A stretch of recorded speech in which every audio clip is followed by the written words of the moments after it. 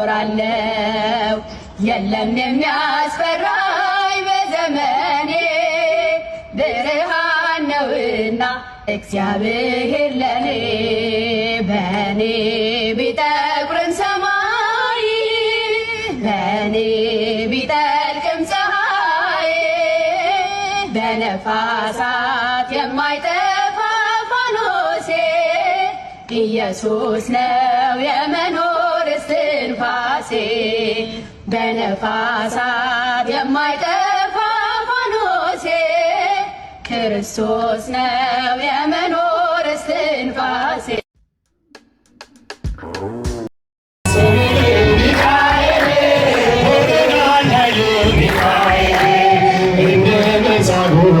ድነት አገኘው ፈውሰኸኛል ባንተ ተዘካው እንደ መጻጉዕ ድነት አገኘው ፈውሰኸኛል ባንተ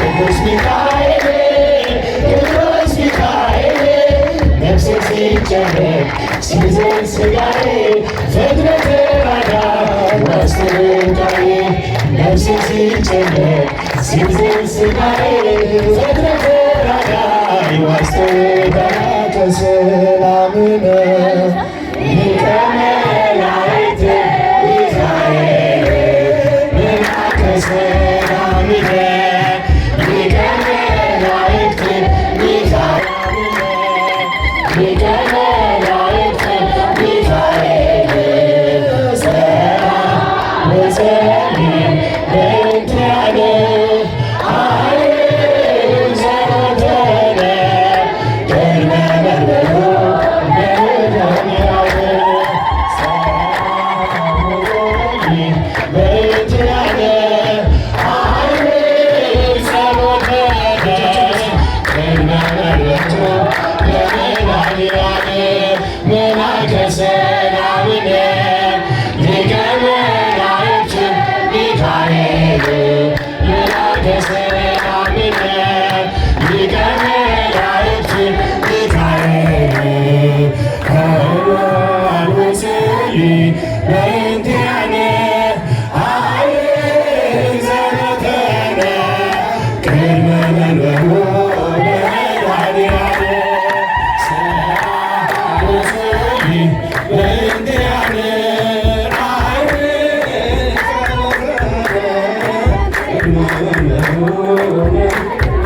የዝማሬ ባለቤት አምላካችን እግዚአብሔር ስሙ የከበረና የተመሰገነ ይሁን። ዝማሬውን ላቀረቡት እግዚአብሔር ስለማይነገር ስጦታው ስሙ ለዘላለም የተመሰገነ ይሁን። አሜን። እየሰማችሁ ነው? አዎ። እስኪ ልብላችሁ እግዚአብሔር ይመስገን።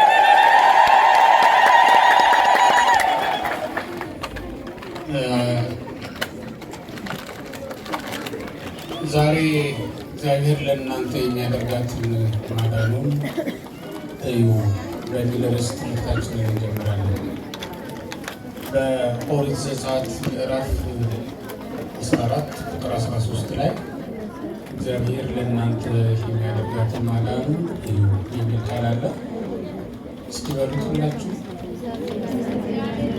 እግዚአብሔር በሉ ለእናንተ የሚያደርጋትን ማዳኑን እዩ። ይህ ቃል በኦሪት ዘጸአት ምዕራፍ 14 13 ላይ ተጽፏል። እስራኤል ከሙሴ ጋር በተከራከሩ ጊዜ የእግዚአብሔር ማዳን የራቀቻቸው የእግዚአብሔር ክንድ ከማዳን የተወቻቸው በመሰላቸው ጊዜ እግዚአብሔር የተለያክሙ በእንቲአክሙ ወአንትሙ ታረምሙ፣ እናንተ ዝም ትላላችሁ፣ እግዚአብሔርም ስለ እናንተ ይዋጋል ብሎ ልባቸው ተስፋ እንዲቋጠር ነገራቸው። እንግዲህ ዛሬ የእግዚአብሔር ቤተሰቦች ታሪኩ ረጅም ነው። የ215 ዓመት ታሪክ በዚህ አጭር ደቂቃ ተናግረን አንጨርስም።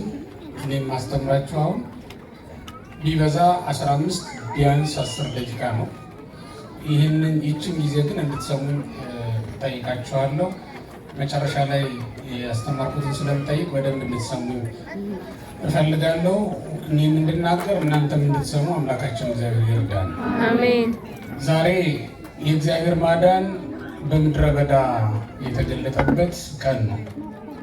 እግዚአብሔር የተገፉትን ግፋቸውን ከሰማይ ሆኖ የተመለከተበት፣ ለእነዚያ ለተገፉ ሰዎች ደግሞ እግዚአብሔር ሰው ያስነሳበት፣ ሰው በጠፋበት ዘመን ሰው አስነስቶ የተገፋውን ሕዝብ እግዚአብሔር እንዴት እንዳዳነው እንመለከታለን።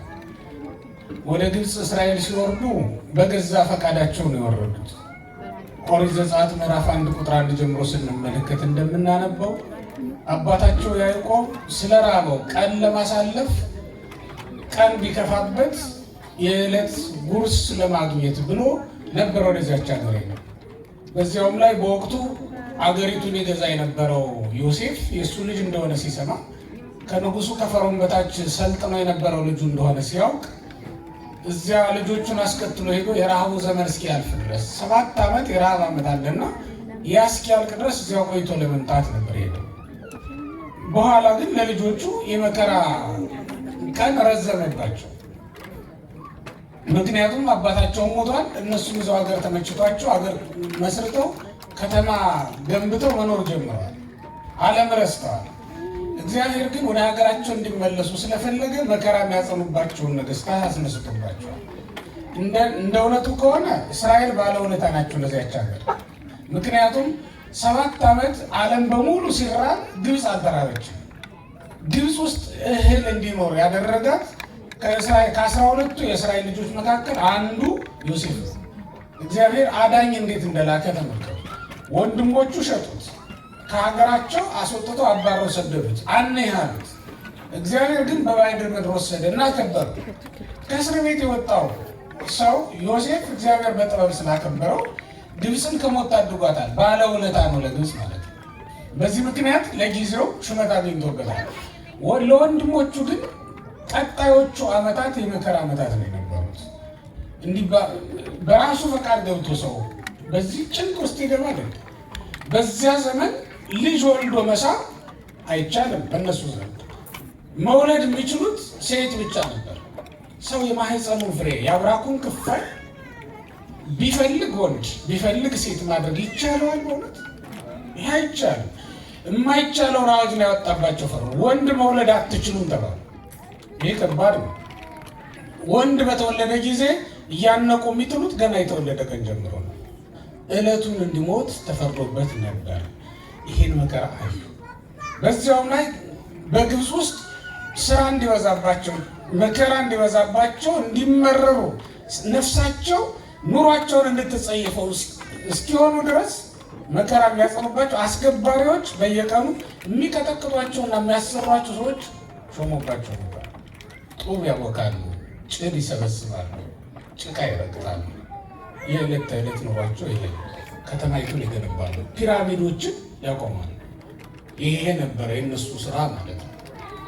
እንዲህ መከራ እስኪጸናባቸው ድረስ እግዚአብሔር ትቷቸዋል። እንደውም ከዕለታት በአንድ ቀን ሙሴ በግብፅ በነበረ ጊዜ የፈርዖን የልጅ ልጅ ተብሎ በነበረ ጊዜ አንድ እስራኤላዊ አባይ ዳር ላይ መጥቶ እንዶድ ይበጠብጣል። እንዶድ ነው ያን ጊዜ ልብስ ማጠቢያ የነበረው እና እሱ በመጠበጠው እንዶድ ግብፃዊ መጥቶ እኔ ነኝ ልብስ የማጥብበት ይለዋል። ይህ እኮ እኔ ነኝ የመጠበጥኩት፣ እዚህ ላይ እኔ ነኝ የማጥብ ይለዋል። በሁለቱ ይከራከራሉ። እንኳን በዚህ እንዶድ ደምህንስ አፍስሼ ባጥብበት አንተ የእኛ ባሪያ ነህ እንጂ ምን አገብቶ ትከራከረኛለህ ብሎ ይመጣል። ይህን ግፍ ሙሴ ተመልክቷል። በዚህ ምክንያት ነው ግብፅን ለቆ ሄደው። እስከዚህ ድረስ እስራኤላውያን መከራ የጸናባቸው ሰዎች ነበሩ። ሰው በገዛ ፈቃዱ ሰተት ብሎ ገብቶ ሁሉ መከራ ይቀበል። አንዳንድ ጊዜ እኮ ሳናስበው ገብተን የምንያዝበት ኃጢአት አለ። ለጊዜው ስንለምደው ቀላል ይሆናል፣ ስንወጣ ግን መውጫ እናጣበታለን። ቀስ እያለ ሰይጣን ያለማመደናል፣ በኋላ ሱስ ያደርግብናል። ካላየነው፣ ካልበላነው፣ ካልቀመስነው እማንውል እስክንሆን ድረስ እንቸገራለን። በጣም በብዙ ነገር አልተቸገርንም። አሁን ግን መጀመሪያ እኮ ስንለምደው በቀላሉ ነበር የለም። እንውጣ ምንል መውጣት የምንችልባቸው ቀናት አልፈውናል። ከዚህ በኋላ እንዴት መውጣት እንችላለን? በጣም አቅቶን አሁን እየተቸገርን ያለን በጣም ብዙ ሰዎች ነን ያለን። ሱስ ሆኖብናል፣ ከባድ ሆኖብናል። ያንን ካላደረግ መኖር ማንችል እስኪመስለን ድረስ ልፍስፍሶች አድርጎናል፣ አቅቶናል። ከዛ መውጣት እንዳንችል እንድንገዛላት ለዚያች ኃጢአት በእውነት በልባችን ውስጥ የሰለጠነችው ይቺ ክፉ በደል፣ ይቺ ክፉ ሀሳብ፣ ይቺ ቂምና በቀል በጥቂቱ እያልን የለመድናት እኮ ናት፣ የተጠራቀመች ናት። አሁን ግን መውጣት እስከማንችል ድረስ ለባርነት ራሳችንን አሳልፈን የሰጠን በጣም ብዙዎች ነው። እስራኤል ቀስ እያሉ ነው ወደ ባርነት የገቡት። እንጀራ በሉ፣ ጠገቡ፣ አገራቸውን ረሱ። እዚያ በባዕድ ምድር ሄደው ከበርቴዎች ሆኑ። ስለዚህ ምንም የአባቶቻቸውን ቃል ኪዳን ዘነጉት፣ ተውት። ወገኖች ምንም ቢሆን ቢሞላላችሁም ቢተርፋችሁም ሃይማኖታችሁን ግን አትርሱ። ርስታችሁ መንግስተ ሰማያት ናት፣ ገነት ናት። በምድር ትኖሩ ዘንድ እግዚአብሔር አልፈጠራችሁም። ልጆቹ ያደረጋችሁ በሰማይ ከተማ ስላዘጋጀ እሱን መርሳት አይገባም። በጠገብንም ጊዜ በሞላልንም ጊዜ ሁሉም ማድረግ በቻልንም ጊዜ መብረር ስንፈልግ መብረር፣ መሽከርከር ስንፈልግ መሽከርከር በምንችልበትም ጊዜ ርስታችንን መተው መርሳት በፍጹም አይገባም። በእውነት ክርስቲያኖች ብዙዎቻችን ዓለም ሞላ ሞላ ማለት ስትጀምር ቁርባኑን እንተዋለን። ብዙዎቻችን እጃችን ሞላ ሞላ ማለት ሲጀምር ጸሎቱን እንተዋለን። ስራ ገባ ገባ ማለት ሲጀምር ቤተ እግዚአብሔር መምጣቱን እንተዋለን። ብዙዎቻችን ችግራችን ይሄ ግን እንደዚህ አይደለም። እግዚአብሔርን ትተን ወዴት ልንኖር እንችላለን? እስራኤል መተዋቸው ነው ያስተዋቸው። እግዚአብሔርን ረሱት። የአባቶቻቸውን ቃል ኪዳን ዘነጉ። ስለዚህ ተዋቸው። 215 ዓመት ነው በመከራ እዛው ሀገር ላይ ቆዩት። የምታውቁት ሁል ጊዜ የሚነሳው ታሪክ ጭቃ ስታወካ ራሔል ምጥ ይዟት በነበረ ጊዜ እንኳን የማያሳርፏት ጨካኝ እስኪሆኑባቸው ድረስ እግዚአብሔር ጨካኝ አድርጎባቸው ነው። ጨካኝ መሪ ጨካኝ ሰውን ያስነሳባቸው።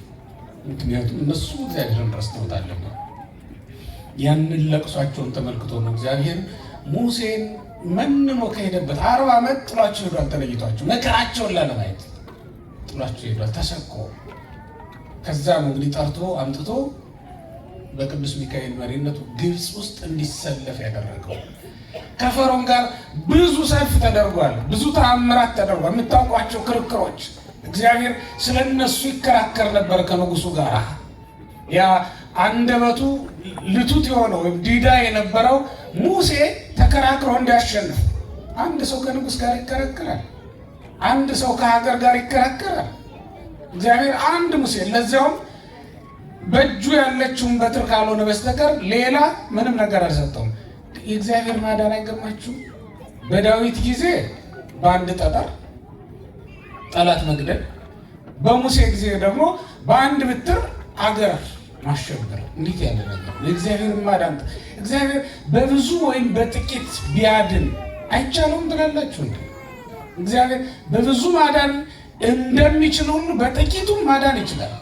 እግዚአብሔር በትልቅ ማዳን እንደሚችል ሁሉ በትንሽም ማዳን ይችላል። በእውነት እግዚአብሔርን በትልቅ ካልሆነ በስተቀር አያድንም እንዴት ትሉታላችሁ? እግዚአብሔር በብዙ ነገር ካልሆነ በስተቀር አያጠግበንም እንዴት እንለዋለን? እግዚአብሔር በትንሽ ነገር ሊያጠግበን ሊሞላልን ይችላል ነው ይችላል እኮ እግዚአብሔር በአንድ ነገር። ለዚህ አይደል እንዴ በሉቃስ ወንጌል ምዕራፍ 10 ቁጥር 42 ላይ አንድ ይበቃል እኮ ያለው፣ ጥቂት ይበቃል ለምን ብዙ ትደክሚያለሽ ብሏታል። እኛ ብዙ ደክም፣ ሌሊትም ሰራን ቀንም ሰራን፣ ብዙ ደከም አልሞላልን አለ። ሌሊትም ሰራን ቀንም ሰራን፣ ሰበሰብን ሀብት አገኘን፣ ጤና አጣን። ሌሊትም ሰራን ቀንም ሰራን፣ በበዓላትም ሰራን፣ በስራ ቀንም ሰራን፣ በቅዳሴ ሰዓትም ሰራን፣ ጸሎቱንም ትተን ሰራን፣ እንቅልፍም አጥተን ሰርተን አገኘን፣ ግን ሰላምና ፍቅር አጣን። በአንድ በኩል ሞላ ስንለው በአንድ በኩል ይጎልብናል። እንዲህ የሆነ ነው የተቸገርነው። እግዚአብሔር በጥቂትም ማዳን ይችላል። ሙሴ በበትሩ ብቻ ነው የላከው። ሂድ ብሎ ልኮታል። ሂዶ ተከራከረ።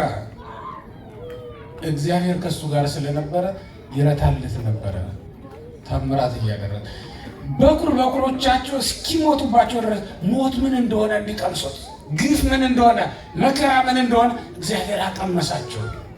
በእያንዳንዳቸው ቤት ሬሳ ነበረ፣ አስከሬን የሞላው ነበር የግብፃውያን ቤት። በእስራኤል መንደር ደግሞ ሰላም ነበረ።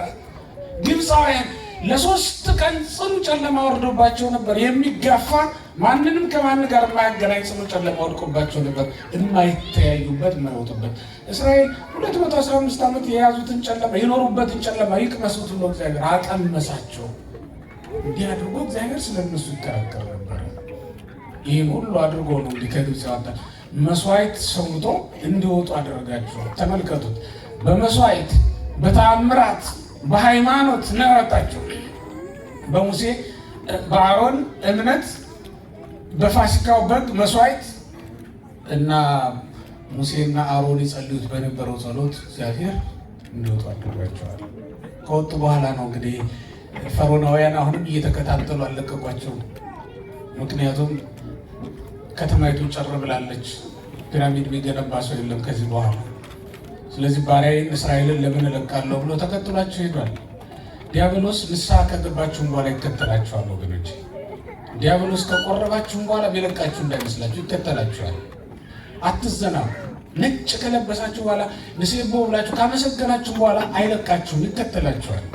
መጽሐፍ ቅዱስ መመልከት ማወቅ ከጀመራችሁም በኋላ ቤተክርስቲያን መምጣት ከጀመራችሁም በኋላ ተከትሏችሁ ይመጣል። እዚህም አብሮ ዲያብሎስ። ለዚህም ነው እዚህም መጣችሁ ካህኑን ያስነቅፋችኋል። እዚህም መጣችሁ ከካህኑ ጋር ጓደኛ እንድትሆኑ እንጂ እንደ አባት እንዳታዩት ያደርጋችኋል። እዚህም መጣችሁ አውደ ምሕረቱን ደጀ ሰላሙን እንደው እንደ ተራ ቤት በቃ ከትንሽ ጊዜ በኋላ ትላመዱትና በቃ ቤታችሁ እንደምትገቡ ገብታችሁ እንደምትወጡ ያክል ቀላል አድርጋችሁ እንድትመለከት የእግዚአብሔር ቤት በእናንተ ፊት የተናቀች እንድትሆን ያደርጋታል። አብሯችሁ ነው የሚመጣው። እዚህ ሐሜቱ እዚህም ይቀጥላል። ልታስቀድሱ መጣችሁ ሹክሹክታው መከራ፣ ልባችሁ መሸፈት የለም። በቃ ተከትሎ ነው የሚመጣው ዲያብሎስ። ከወጣችሁም በኋላ ከኃጢአት ከተለያችሁም በኋላ ተከትሎ መምጣት ይወዳል ዲያብሎስ። ግብፃውያንን ለቀው እስራኤል ከወጡ በኋላ ተከትሏቸው ነው የሄዱት ግብፃውያን። ፈርዖንና ሰራዊቱ ተከትሏቸው እስከ ኤርትራ ባህር ድረስ ተከትሏቸው ነበር። ያን ጊዜ ደነገጡ እስራኤል። አሁንም እዚህ በምድረ በዳ ሊያጠፉን ሊፈጁን በግብፅ እንኳን ብንኖርና ብንገዛላቸው ይሻለን አልነበረም? እንዲያሉ አጋንንት ለጊዜው መቼስ ብዙ ነገር ሲያደርጉ ያስፈራራሉ አይደል? ያስደነግጣሉ፣ ያሸብራሉ። አሁን ጠንቋይ ቤት ስትሄዱ እኮ ማይላችሁ ነገር የለም። ይሄ አሁን የተነሱ አጥማቂዎች ደግሞ አሉ። አይንህ ላይ መንፈስ አለብህ፣ ዛር አለብህ፣ እድልህን እኮ የሚሰባበረው ባል እንዳታገቢ ሚስት እንዳታገባ የሚያደርጉ እኮ አይነ ጥላ አለብህ የሚያስቃዥ ማይሉን ያን ሁሉ ጋኔን እንደው እነሱስ እንዴት አርጓውቁት ከባድ ነው። የማይሉን ነገር አሁን እኛ ቤተክርስቲያን ድረስ የመጡ አጥማቂዎች። በእርግጥ እናንተም እንዲህ አይነት እንዲህ ብላችሁ እንደሆነ አይነ ጥላ አለባችሁ ካልተባላችሁ ብር አትከፍሉ። መሰረት በኩራት አውጡ ብትባሉ በፍጹም አትሻቱ። አይነ ጥላ ስላለብህ ቅባ ቅዱስ ልቀባህ ነው ያለ ብር ትፈልጋል ግን ይከፍል። ይህ ምን አይነ ጥላ ለጋኔን እስከ መቼ ድረስ ትሸነፋላችሁ? አይምሯችሁን አታሸንፉት። አጋንንት እኮ በእግዚአብሔር ስም መሸነፍ የሚችሉ ቀላሎች ናቸው። ጦርነቱ እኮ ከእግዚአብሔር ጋር ነው። ሰልፉ እግዚአብሔር ስለ እናንተ ይዋጋል። እናንተ ዝም ትላላችሁ አይደል? በእምነት ማረፍ ነው እንጂ በእውነት ወገኖች ልባችሁን በሃይማኖት አሳርፉት። እግዚአብሔር ለእናንተ እንደሚዋጋ ለልባችሁ ንገሩት። ነፍሳችሁ መቼ ነው በቁርባኑ በዕጣኑ መዓዛ ከብራ አርፋ የምትኖረው? መቼ ነው በእውነት ወገኖች? መቼ ነው?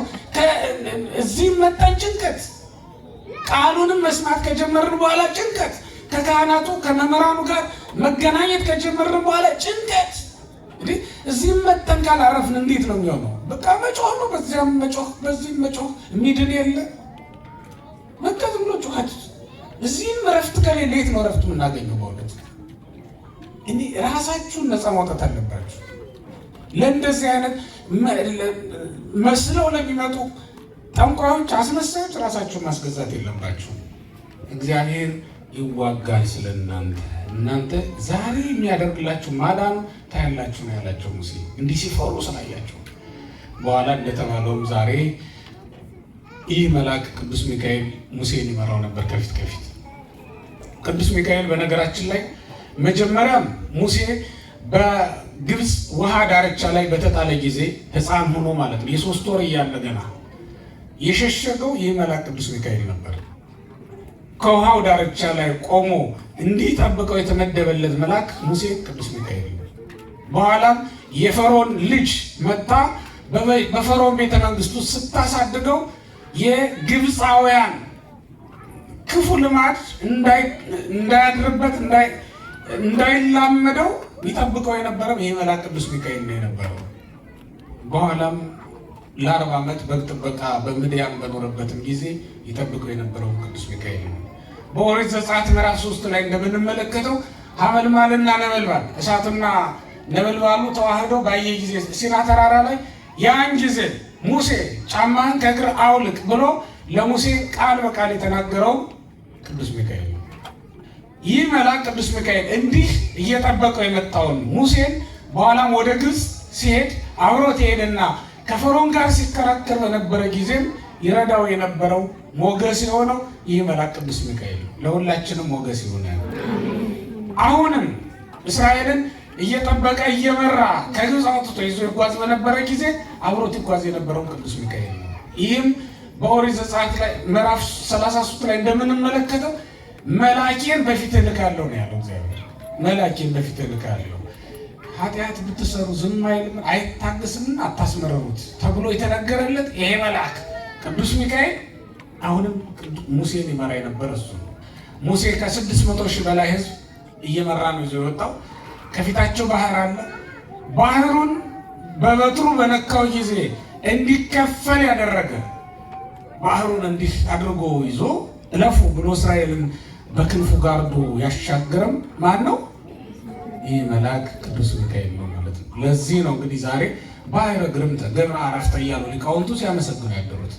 ግርምት የሆነችው የምታስፈራውን ባህር እንደ ግድግዳ አቆመ። እግዚአብሔር የውሃ ግድግዳ ከፍሏል። እዩ ታያላችሁ ተብሎ የለ ዝም በሉ እግዚአብሔር የሚያደርገውን ታያላችሁ ብሏቸው ነበር። አዩት። የእግዚአብሔር ቤተሰቦች በእናንተም ህይወት ውስጥ ዛሬ እግዚአብሔር የሚያደርገውን ነገር ታያላችሁ። ይህ እንዲሆን ግን በእምነት ዝም ማለት በተስፋ መጠበቅ ያስፈልገናል። እግዚአብሔር በእኛ ህይወት ውስጥ የማይደረግ ነገር ሲያደርግ እናየዋለን። ከዚህ በኋላ እኮ እግዚአብሔር ቢያንስ 3ቱ ታላላቅ አራቱን ልንገራቸው። አንደኛው ባህር ከፈለላቸው። በባህር ላይ ድልድይ ሰርተው ይሻገሩበታል ወይም ዋኝተው ይሻገሩበታል እንጂ ባህርን እንደ ግራምጣ ከፍሎ መሻገር እንደምን ያለ ነገር ነው! በእውነት ይሄ አስደናቂ ነው። ከዚያ ደግሞ ከደመናው ላይ እግዚአብሔር በደመና ውሃ ሲያመጣ ነው የምናውቀው እንጂ በደመና መናቋጠው ማምጣት እንዴት ያለ የሚደንቅ ነገር ነው! በእውነት ወገኖች ይህንንም አስደናቂ ነገር አደረግላቸው። ውሃውን አሻገረ። የስንቃቸውን ነገር ደግሞ እሱ አሰበበት። ከዚያስ ከአለቱ ሆድ ውስጥ ውሃ መውጣት እንዴት ያለ አምላክ ነው! በእውነት ሁሉን ቻይ የሆነ አምላክ በጣም የሚገርም ነው። ከደመና የወረደው መና ደግሞ መሬት ላይ ወድቆ አፈር እንዳይነካው የውርጭ ገበታ ደግሞ ያነጥፍላቸው ነበር። ማለዳ ማለዳ እዚያ የውርጭ ሰደቃ ላይ ተነጥፎላቸው እስራኤል ማለዳ ድንኳናቸውን ከፍተው ሲወጡ መንገድ የሚጠርግ ደመና ነበረ ከሩቅ። ማታ ማታ እንደ እሳት ምሰሶ ደግሞ ቆሞ ተተክሎ የሚያበራላቸው ደመና ደግሞ ነበረ። እንዲሁ ላያቸው ላይ ደግሞ ፀሐይ እንዳይመታቸው የሚጋርዳቸው ደመና ነበረ። መሬት ላይ እንደ ዳውጃ ደግሞ የሚጠቀለል የሚነጠፍላቸው ደመና ደግሞ ነበር። አሁን እዚህ ቁርባኑ ላይ ከስርና ነጥፈው እንደነበረው ምንጣፍ ማለት ነው። ቁርባኑ ሲመጣ መጀመሪያ ምንጣፉ ይነጠፋል። ያ የእስራኤል ሲጓዙ ይነጠፍላቸው የነበረው ደመና ምሳሌ ነው። ወደ 7 የሚደርሱ ድንቅና አዳዲስ የሆኑ ታምራቶችን እግዚአብሔር አሳይቷቸዋል። እዩን ያላቸው ሙሴ ጠብቁት እግዚአብሔር ማለት ወገኖች፣ እግዚአብሔርን ጠብቁት። አስደናቂ ነገር በቤታችሁ ውስጥ ያደርግላችኋል። ያልተከፈለው ይከፍለዋል። በእውነት ከድንጋይ ላይ ውሃ ከማውጣት በላይ ምንም የከብድ ነገር አለ? በእውነት ከመሬት እኮ አይደለም፣ ከድንጋይ ላይ ነው። ከድንጋይ ውስጥ በ12 ምንጭ ነው የመነጨላቸው ከአንዷ ድንጋይ። የሚያሳዝነው ከድንጋይ ላይ ውሃ ያጠጣቸውን አምላክ ድንጋይ ከድነው መቃብር ውስጥ ከተቱት። ከባዱ ነገር እሱ ነው። የነሱ አባት ወይም ከነሱ የወገን የሆነው ቃየል ወንድሙን በድንጋይ ገደለ። ክርስቶስ ግን እግዚአብሔር ግን ለነሱ ከድንጋይ ላይ ውሃ አፍልቆ አጠጣ። እግዚአብሔር ቸር ነው፣ ሰው ግን ክፉ ነው። እንደ ክፋታችን አይደለ፣ እንደ ቸርነቱ እግዚአብሔር ይማረን። አሜን። ለእስራኤል ያደረገውን በጎ ነገር ለሁላችንም ያድርግልን። ያስተማረን የመከረን እግዚአብሔር ስሙ የተመሰገነ ይሁን።